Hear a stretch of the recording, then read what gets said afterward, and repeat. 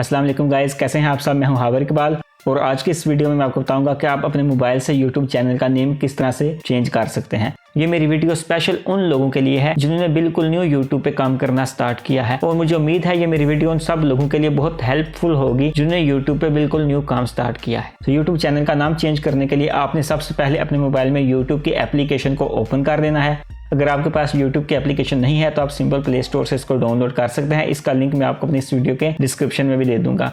तो YouTube की application को ओपन करने के बाद आपने सबसे पहले राइट कॉर्नर पर आपको लोगो का आइकन नजर आएगा, आपने उस पर क्लिक करना है।